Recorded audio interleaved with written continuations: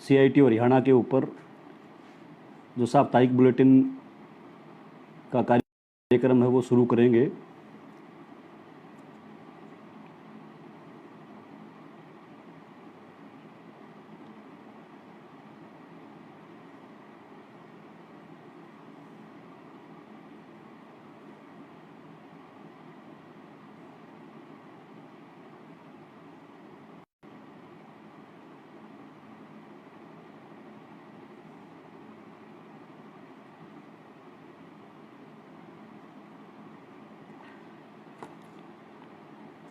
साथियों नमस्कार। सीआईटीयू हरियाणा के पेज पे आप सबका स्वागत है इस साप्ताहिक बुलेटिन कार्यक्रम के अंदर। और सबसे पहले इस सप्ताह के अंदर खास करके कल शाम को ही उकलाना के बूढ़ा खेड़ा गांव के अंदर 4 कर्मचारी उनकी मौत हुई है। हम उनको श्रद्धांजलि अर्पित करते हैं। और यहाँ रोहतक के अंदर मारुति कंपनी में काम आगजनी से 2 मज़दूरों की मौत हुई है। जींद रोड पे एक कंपनी के अंदर एक मज़दूर की करंट लगने से मौत हुई है।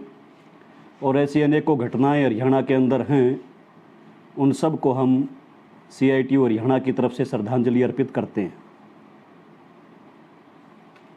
जैसा कि आप जानते हैं कि सीआईटीयू ने पिछले कुछ दिनों से अपना साप्ताहिक बुलेटिन शुरू किया है।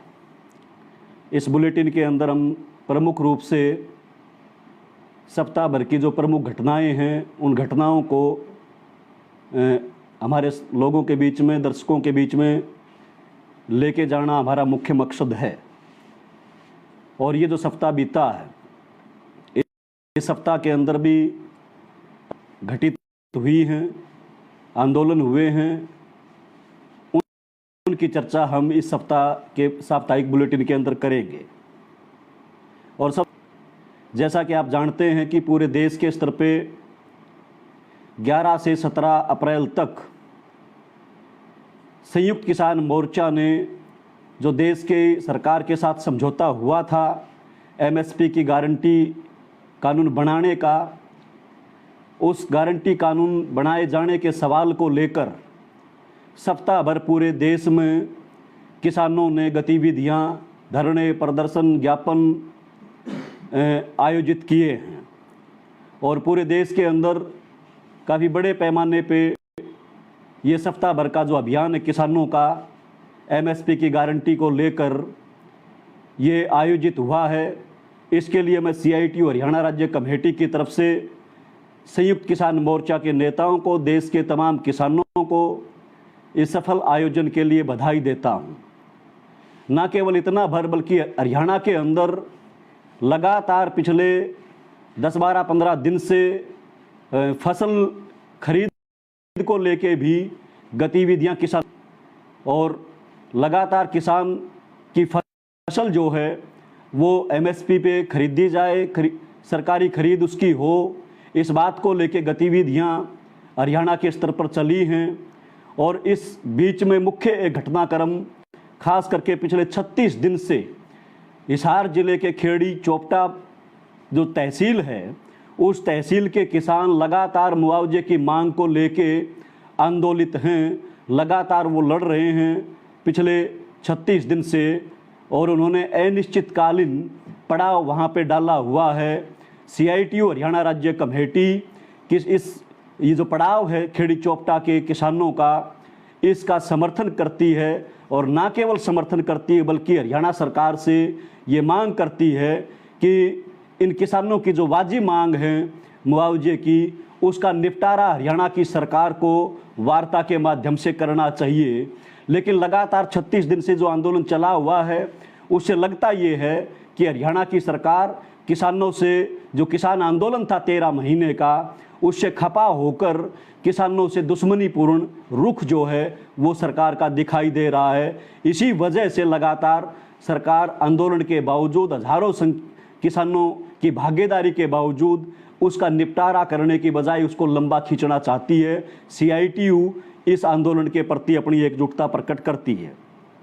वहीं इस बीच में खास करके परसों के अखबारों में ही काफ़ी बड़ी विज्ञापन हमने देखे हैं और उन विज्ञापनों के अंदर हरियाणा की सरकार बखान कर रही है कि हरियाणा के मजदूरों के लिए उन्होंने अंत्योदय आहार योजना शुरू की है। 10 रुपये प्रति थाली के हिसाब से खाना दिया जा रहा है। कन्यादान की राशि दी जा रही है।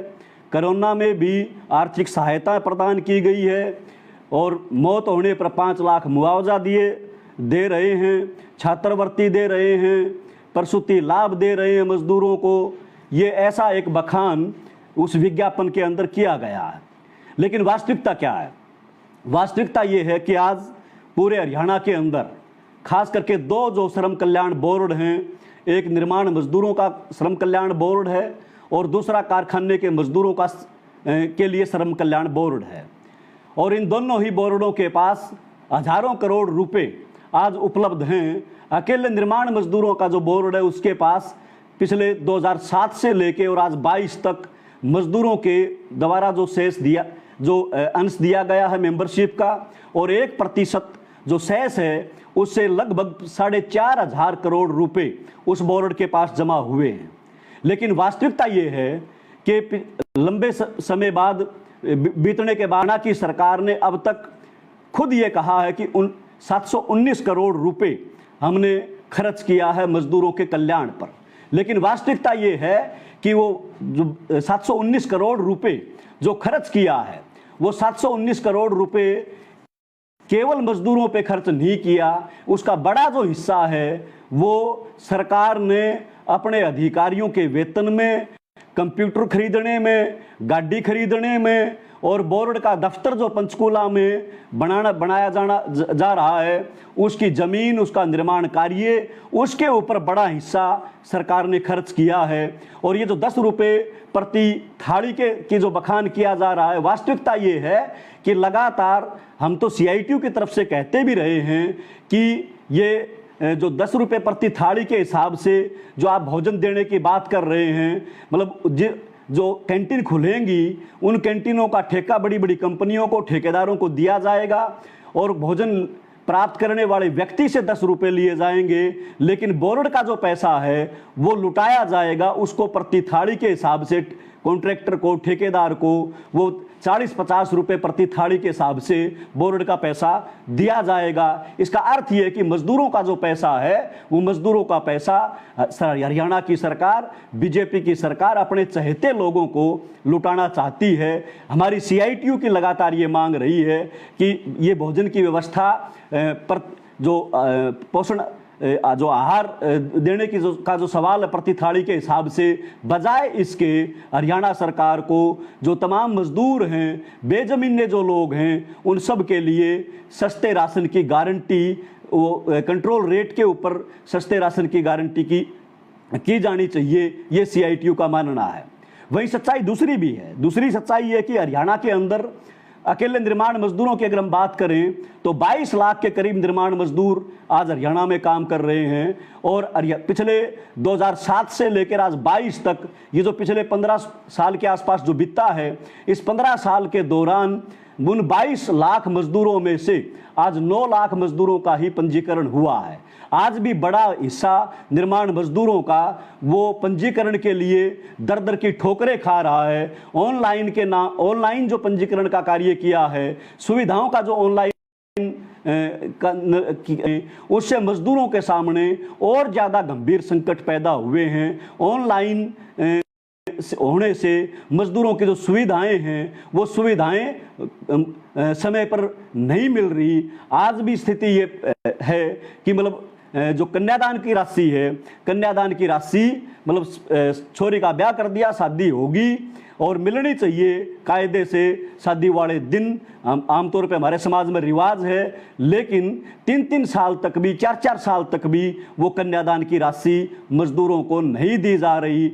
डेथ बेनिफिट नहीं दिया जा रहा। छात्रवृत्ति का जो पैसा है वो रिलीज नहीं किया जा रहा। आज हजारों जो मजदूर हैं वो कापी बनवाने के लिए लाइन में खड़े रहते हैं दफ्तरों में, CHC सेंटर के ऊपर। ये ऑनलाइन के नाम पे कुल मिला के देखेंगे हम तो ये जो बोर्ड है, बोर्ड के अंदर जो पैसा है, इस पैसे को अपने तरीके से सरकार खर्च करना चाहती है, मजदूरों के कल्याण के लिए खर्च नहीं करना चाहती। हम CITU की तरफ से ये मांग करते हैं कि निर्माण मजदूरों का जो बोर्ड है, श्रम कल्याण जो बोर्ड है दूसरा, उसका जो पैसा है मजदूरों के कल्याण के लिए वो वास्तव में मजदूरों के कल्याण पे खर्च हो। निर्माण मजदूरों के लिए जो वेरिफिकेशन का सवाल था, जो पहले यूनियन वेरीफाई करती थी, उस आधार पे मजदूर का रजिस्ट्रेशन होता था। हरियाणा सरकार ने वो 90 दिन की वेरिफिकेशन का जो अधिकार है यूनियनों से, उसको छीन लिया और लगातार हरियाणा की निर्माण मजदूर जो भी यूनियनें हैं, खास करके CITU की जो भवन निर्माण कामगार यूनियन है, उसके नेतृत्व में लड़ते भी रहे हैं और बार बार वार्ता होने के बावजूद अभी तक भी 90 दिन की वेरिफिकेशन का जो सवाल है वो लटका पड़ा है। हम CITU करते हैं कि ये जो निर्माण मजदूरों का श्रम कल्याण बोर्ड के जो मसले हैं उनका समाधान यूनियनों के साथ वार्ता करके निपटारा उसका किया जाना चाहिए। यूनियनों को 90 दिन की जो वेरिफिकेशन का अधिकार है वो दिया जाना चाहिए। पंजीकरण करने का जो काम है वो तेजी से किया जाना चाहिए। ब्लॉक स्तर पे दफ्तर खोल के 22 के 22 लाख मजदूरों का पंजीकरण किया जाए। समय सीमा तय हो हरियाणा के स्तर पे कि कन्यादान, डेथ बेनिफिट, छात्रवृत्ति, ये तमाम जो सुविधाएं हैं बोर्ड से मिलने वाली, इन सुविधाओं का भी समय सीमा तय हो। ये CITU की तरफ से हम मांग करते हैं। इसी ढंग से आज देखेंगे हरियाणा के अंदर तो लगातार पिछले 15 दिन से भी ज़्यादा हो चुका, बल्कि 2235 स्वास्थ्य ठेका कर्मचारी वो सड़क पे बैठे हैं, सिविल हॉस्पिटल के सामने, अलग अलग जिलों के अंदर धरनों पर हैं। और आप सबको मालूम होगा कि जब ये कोरोना की बीमारी आई थी तो उस बीमारी के मौके पर कोरोना के खिलाफ लड़ने के लिए, कोरोना की रोकथाम के लिए इन कर्मचारियों को भर्ती किया था। और ये कर्मचारी मतलब डॉक्टर से लेकर स्वीपर तक अलग अलग कैटेगरी का काम करने वाले लोग हैं। इसमें लैब टेक्नीशियन भी हैं और वो लगातार ये जो कोरोना का जो समय बीता है इस बीच में हरियाणा के अंदर, और खास करके हम ये कह सकते हैं कि हरियाणा में मतलब कोरोना से मौत जिसकी हुई किसी भी व्यक्ति की, तो उसकी जो डेड बॉडी है, लाश जो है, उसको उसके परिवार के लोगों ने नहीं लिया। लेकिन ये उस स्थिति के अंदर भी इन कोरोना योद्धाओं ने मतलब काम किया और कोरोना के खिलाफ ये लड़े, समाज को बचाया है। लेकिन आज लगातार काम करने के बावजूद बेहतर तो ये होता कि ये जो 2235 कर्मचारी हैं डॉक्टर से लेकर स्वीपर तक, इनको पक्का कर्मचारी का दर्जा दिया जाना चाहिए था। इनकी रेगुलर भर्ती हो जाती तो रोजगार इनको मिलता और बेरोजगारी जो है वो एक हद तक खत्म होती।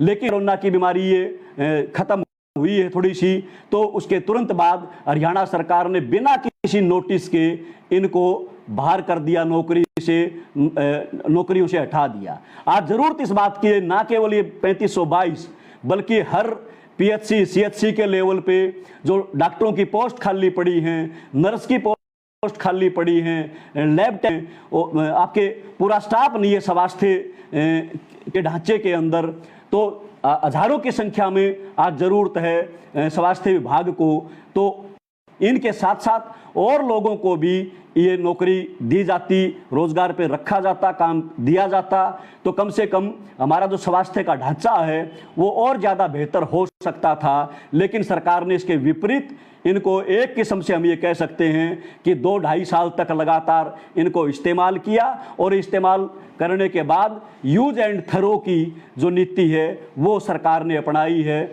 और वो अपनाते हुए इनको आज नौकरी से बाहर कर दिया। इसलिए CITU हरियाणा सरकार से ये मांग करती है कि ये जो कोरोना काल के दौरान जिन कर्मचारियों को लगाया था ठेके के ऊपर, उन सब को नौकरी उनकी बहाल की जाए, और ना केवल बहाल की जाए, इनके साथ साथ हरियाणा के अंदर 15,000 से ज़्यादा ठेका कर्मचारी हैं अलग अलग स्वास्थ्य के आपके सिविल हॉस्पिटल में, पीएचसी, सीएचसीओ के स्तर पे उन तमाम को रेगुलर कर्मचारी का दर्जा दिया जाना चाहिए, ये सीआईटीयू मांग करती है। और ये जो स्वास्थ्य के ठेका कर्मचारियों का जो लगातार जो आंदोलन जारी है, इस आंदोलन के प्रति सीआईटीयू अपनी एकजुटता प्रकट करती है। ये आज कुल मिला के सीआईटीयू का मानना है।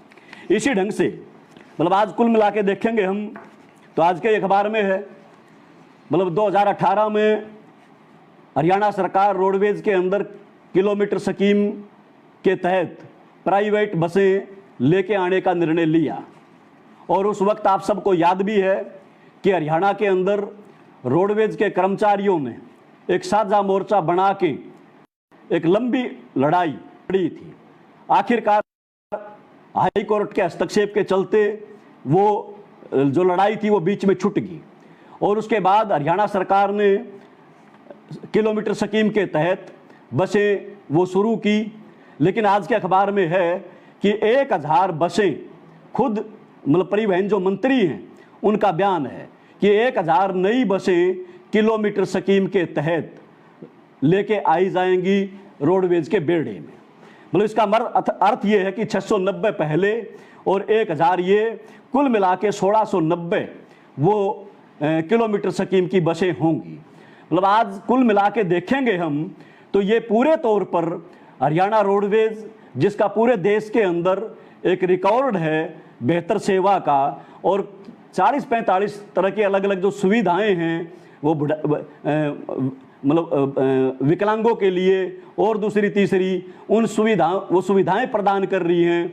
और मतलब समय पे आने का जाने का तमाम तरह की जो हर लिहाज से मतलब जो रोडवेज की बसों का रिकॉर्ड है, रोडवेज के महकमे का जो सेवा का रिकॉर्ड है वो बेहतर रिकॉर्ड है। यही सरकार को हजम नहीं हो रहा और इसी के चलते सरकार कुल मिला के मतलब अपने चहेते लोगों को किलोमीटर स्कीम के तहत के महकमे का निजीकरण करना चाहती है सरकार। किलोमीटर स्कीम का प्रमुख यही उद्देश्य है।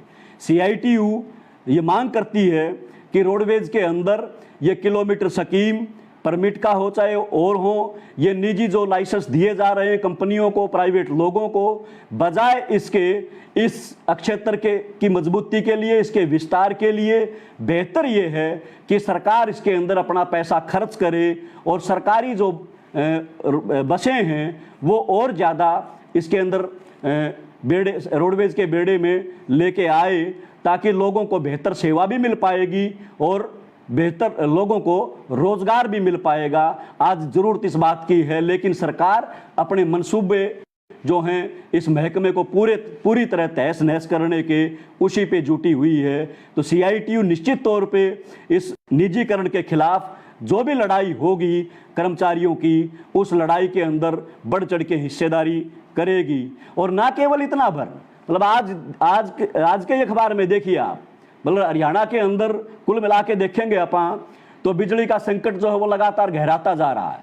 हर रोज 8-8, 10-10 घंटे बिजली के कट हैं। और आज के अखबार में है कि अडानी से जो समझौता किया था हरियाणा की सरकार ने 2008 में कि अडानी वो सप्लाई देगा बिजली की, और 25 साल का एग्रीमेंट हुआ था। 3 रुपये 26 पैसे से अडानी को बिजली देनी थी हरियाणा को। लेकिन आज के दिन उस बिजली की सप्लाई के अंदर कटौती की जा रही है अडानी के द्वारा। बहाना यह बनाया जा रहा है कि कोयले की कीमतें बढ़ गई, और कोयले की कीमतें बढ़ गई तो जो सरकार के साथ एग्रीमेंट किया था उस एग्रीमेंट में पड़ता नहीं पड़ रहा।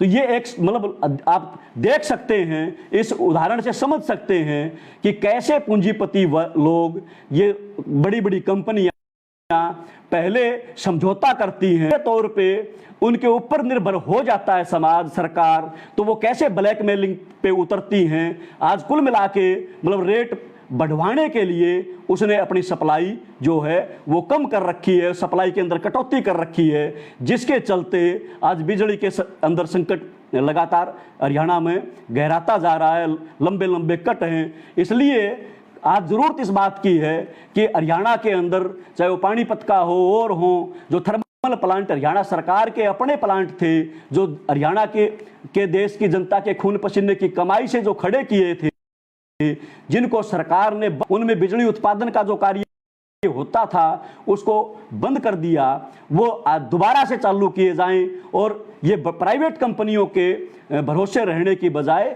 खुद सरकार अपने जो बिजली का क्षेत्र है, थर्मल प्लांट है, इन सब का विस्तार करे। ये आज की जरूरत है। ना केवल इतना भर, अलग अलग देखेंगे हम विभागों के अंदर तो लगातार मतलब जो कच्चे कर्मचारी उनकी भर्तियां करते रहे हैं। हरियाणा के स्तर पर CITU SKS लगातार इस निजीकरण के खिलाफ, कच्ची नौकरी के खिलाफ, अस्थायी रोजगार के खिलाफ लड़ती रही है, मांग करती रही है कि हरियाणा में सरकारी महकमों के अंदर जो खाली पड़े हैं पद, उन खाली पदों के ऊपर स्थायी भर्ती हो। उन महकमों के अंदर सरकार ने जो कच्चे कर्मचारी भर्ती कर रखे हैं अलग अलग विभागों में, उनको पक्की नौकरी की गारंटी हो, उनका जो रोजगार है वो स्थायी हो। ये आज CITU लगातार मांग करती है, SKS लगातार मांग करता रहा है। लेकिन कुल मिला के हरियाणा सरकार एक तरफ तो कह रही है कि हमने ठेकेदारी प्रथा खत्म कर दी महकमों के अंदर, लेकिन दूसरी तरफ ये रोजगार कौशल निगम जो लेके आए हैं, ये परमानेंट पूरे तौर पे मतलब जो स्थायी रोजगार है उस स्थायी रोजगार को खत्म करके अस्थायी रोजगार का प्रबंध करने का ही एक रास्ता अपनाया जा रहा है। और आज इसी की यही कारण है कि लगातार अलग अलग जगह पे मतलब इस पिछले एक सप्ताह के अंदर अगर हम 2 घटनाओं को देखें तो एक तो ये कल रात की घटना है, बूढ़ाखेड़ा उकलाना ब्लॉक में जो बूढ़ाखेड़ा गांव है उसके अंदर मतलब सीवर का जो ट्रीटमेंट प्लांट था, उस ट्रीटमेंट प्लांट के अंदर 4 नौजवान जिनकी उम्र 30 साल से कम है, मतलब उसके अंदर उसकी सफाई के लिए उतार दिए।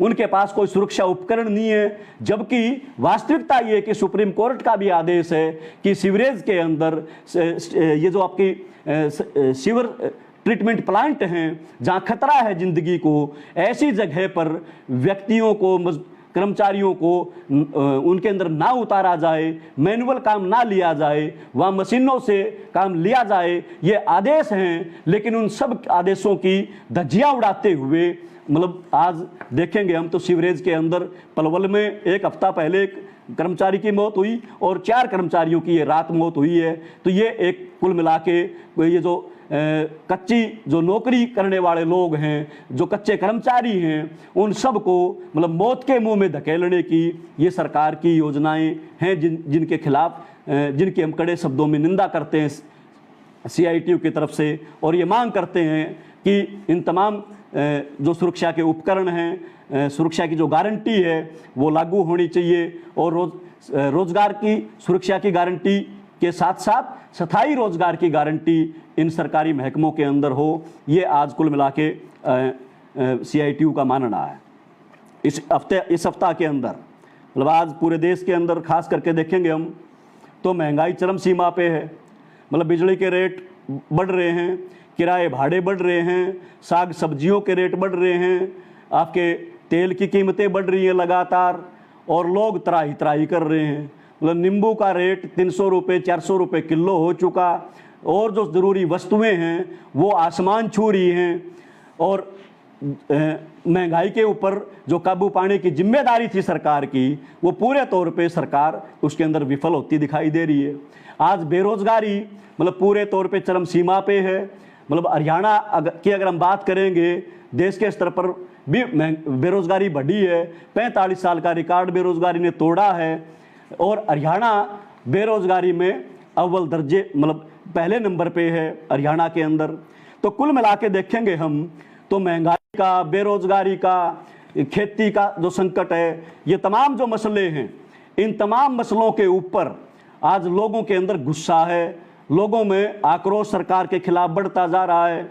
और लोगों का ये जो गुस्सा है ये संगठित ताकत ना बन जाए, कोई संगठित रूप ना ले ले।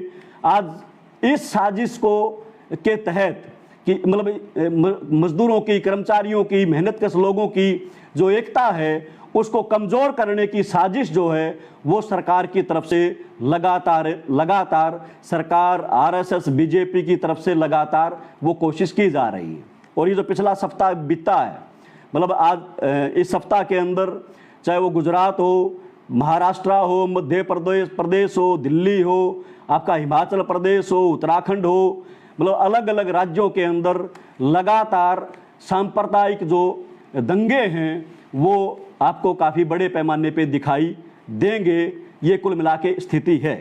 मतलब आज इसको समझने की ज़रूरत इस रूप से है, मतलब एक तरफ 14 अप्रैल को अंबेडकर जयंती के दिन मतलब देश के प्रधानमंत्री, केंद्र सरकार के मंत्री, हरियाणा सरकार के मंत्री संतरी, बीजेपी आरएसएस के लोग एक तरफ तो अंबेडकर जयंती मना रहे हैं। अंबेडकर जयंती मनाते हुए वो देश के संविधान की सुरक्षा की कसम खा रहे हैं, जो समानता का अधिकार है उसके ऊपर भाषणबाजी कर रहे हैं। और ठीक 3 दिन बाद 16 अप्रैल को हनुमान जयंती के मौके पर अलग जगह पे, अलग अलग इलाकों के अंदर मतलब जय श्री राम के नारे लगाते हुए, हाथों में तलवार, भाले, पिस्टल ये लहराते हुए ये जो भगवा गैंग है वो पूरे तौर पे मतलब एक समुदाय को टारगेट करती है, वो मस्जिदों को टारगेट करती है, वो मज़ारों को टारगेट करती है, अलग अलग जगह पे। ये आप सबने देखा है। और ये उस परिस्थिति के अंदर हो रहा है, मतलब जब आप पूरे देश के अंदर मतलब संविधान निर्माता अंबेडकर की जयंती मना रहे हैं और उसके ठीक 3 दिन बाद ही देख आप मतलब कानपुर के अंदर मतलब साध्वी ऋतंभरा वो एक कार्यक्रम करती है। उस कार्यक्रम के अंदर केंद्रीय मंत्री हैं, बजरंग दल के लोग हैं, विश्व हिंदू परिषद के लोग हैं, आरएसएस के लोग हैं, वो तमाम लोग मौजूद हैं। और उनकी मौजूदगी के अंदर वो कहती है कि हिंदुओं को 4 बच्चे पैदा करने चाहिए, 2 अपने लिए और 2 राष्ट्र के लिए। और वो सीधे तौर पर ये कहती है कि 2 जो बच्चे हैं वो 2 बच्चे उनको आरएसएस के लिए, विश्व हिंदू परिषद के दल के लिए उनको दान कर देने चाहिए, ताकि इस देश के अंदर हिंदू राष्ट्र की स्थापना की जाए।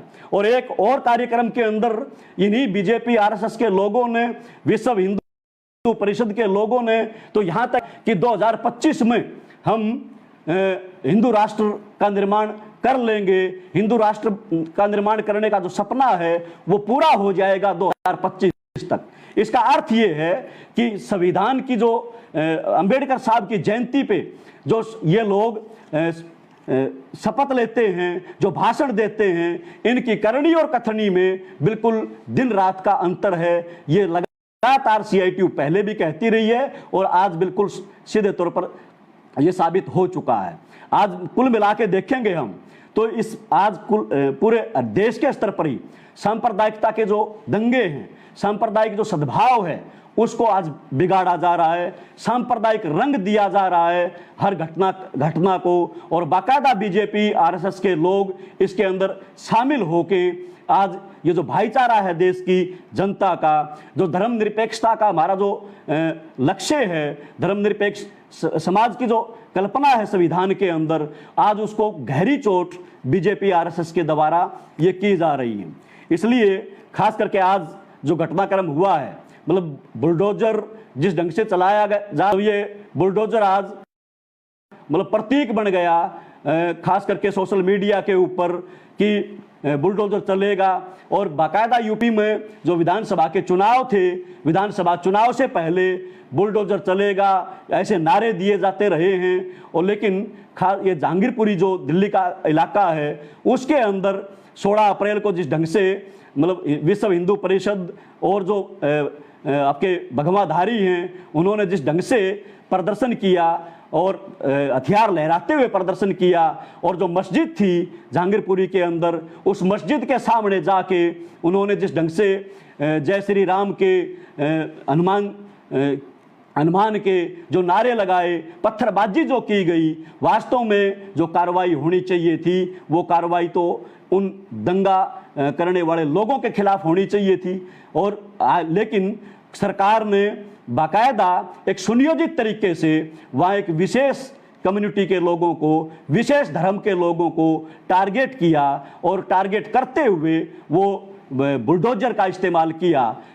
खैर आज शुक्रिया अदा करते हैं राज्य कमेटी की तरफ से कि सुप्रीम कोर्ट ने आखिरकार हस्तक्षेप किया और हस्तक्षेप करते हुए वो जो बुलडोजर की जो कार्रवाई थी दिल्ली के अंदर उसके ऊपर रोक लगाई। और हम CITU की तरफ से धन्यवाद भी करते हैं वृंदा करात जो लेफ्ट नेता है, खासकर पॉलिट ब्यूरो मेंबर है, उनका भी धन्यवाद करते हैं कि वो बुलडोजर की कार्रवाई रोकने के लिए जैसे ही सुप्रीम कोर्ट का ये आदेश आया वो आदेश मतलब अधिकारी नहीं लेके पहुंचे और जो सुप्रीम कोर्ट के जो लोग जो जिनको लेके जानी चाहिए थी वो आदेश वो नहीं लेके गए, लेकिन वृंदा करात वो उस आदेश को लेके गई और ना केवल आदेश को लेके गई, उनको बताया गया कि मीडिया में टीवी पे सब जगह ये सुप्रीम कोर्ट के आदेश की चर्चा है, खबरें आ चुकी हैं, आप ये जो बुलडोजर है इसको रोकिए।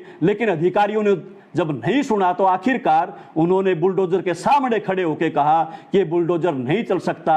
मैं सलाम करता हूं CITU हरियाणा राज्य कमेटी की तरफ से वामपंथी नेता वृंदा करात को। इसलिए दोस्तों आज के दिन कुल मिला के देखेंगे हम तो ये जो सांप्रदायिक जो ध्रुवीकरण पैदा किया जा रहा है, इस सांप्रदायिक ध्रुवीकरण के अंदर हमारे देश के प्रधानमंत्री जो बड़े बड़े बखान करते रहे हैं कि मैं देश को मिटने नहीं दूंगा, देश को बिकने नहीं दूंगा, भारत माता का सच्चा सपूत हूं, लेकिन आज पूरे देश के अंदर लगातार सांप्रदायिक जो सद्भाव है वो खराब होता जा रहा है। सांप्रदायिकता के दंगे लगातार बढ़ते जा रहे हैं और देश के प्रधानमंत्री एक भी शब्द इस सवाल के ऊपर ना बोले, ये काफी चिंता का सवाल हमारे लिए है। जो देश का प्रधानमंत्री जिस संविधान की उन्होंने शपथ ली कि मैं इस संविधान की रक्षा करूंगा, धर्मनिरपेक्षता की रक्षा, देश के अंदर तमाम धर्मों के जो लोग हैं उन सबको सम्मान अधिकार होगा, सभी जातियों के लोगों को सम्मान अधिकार होगा, सभी भाषाओं के लोगों को सम्मान अधिकार होगा। वो जो संविधान के अंदर जो दर्ज है, उसी संविधान की जो शपथ ली है, वही देश का प्रधानमंत्री आज मौन है। ये उसकी जो मौन चुप्पी है, निश्चित तौर पर ये चुप्पी कुछ नया संदेश दे रही है और वो संदेश यही है कि बीजेपी RSS बाकायदा 2000 जो इलेक्शन है उस इलेक्शन के मोड में आ चुकी है। वो 2024 के इलेक्शन तक बाकायदा इस देश के अंदर सांप्रदायिकता के आधार पे दंगे करवाते हुए इस देश के जो मेहनत का सवाम है, जो रोजाना कमा के खाता है, उन लोगों के बीच में नफरत वो तीसरी बार फिर सत्ता में आने के सपने देख रही है। यही इस चुप्पी के पीछे कारण है, इसके अलावा और कोई कारण नहीं है। इसलिए मैं CITU हरियाणा राज्य कमेटी की तरफ से ये जो सांप्रदायिक सद्भाव को बिगाड़ने की जो घटनाएं सत्ताधारी पार्टी की तरफ से की जा रही है, ये जो धार्मिक संगठनों की तरफ से जो की जा रही है, इनकी कड़े शब्दों में निंदा करते हुए आज उन तमाम ताकतों को, जो ताकतें संविधान की रक्षा के लिए कटिबद्ध हैं, न्यायप्रिय जो लोग हैं, उन सबको आज इस देश के अंदर संविधान की रक्षा के लिए आगे आना चाहिए, धर्मनिरपेक्षता को बचाने के लिए आगे आना चाहिए, ये अपील करते हुए और हरियाणा के मजदूरों को खास करके CITU के जो लोग सदस्य हैं उन तमाम सदस्यों से ये अपील करता हूं कि आने वाली 1 मई को पूरे दुनिया के स्तर पे जो उस मजदूर दिवस के मौके पर ये जो सांप्रदायिकता का जो खतरा है, इस खतरे के खिलाफ हमें संकल्प लेना चाहिए। हमें ये संकल्प लेते हुए आज बेरोजगारी का, महंगाई का ये जो सवाल खड़े हैं देश की जनता के सामने, हरियाणा की जनता के सामने, इन सवालों को लेकर देश के अंदर आने वाले समय में आंदोलनों को और ज्यादा तेज करने का संकल्प हमें लेना चाहिए। और मई दिवस के मौके पर यह संकल्प हम लेंगे निश्चित तौर पे देश के और की एकता और अखंडता की रक्षा के लिए, देश के संविधान को बचाने के लिए, मजदूरों, कर्मचारियों, देश की जनता के जो संवैधानिक अधिकार हैं उनको बचाने के लिए हम संकल्प लेंगे और आंदोलन को तेज करेंगे। इसी आह्वान के साथ आप सब तमाम दोस्तों ने, साथियों ने जो साप्ताहिक बुलेटिन है, इस साप्ताहिक बुलेटिन के अंदर हिस्सा लिया है। इसके लिए मैं CITU हरियाणा राज्य कमेटी की तरफ से आप सभी का धन्यवाद करता हूं।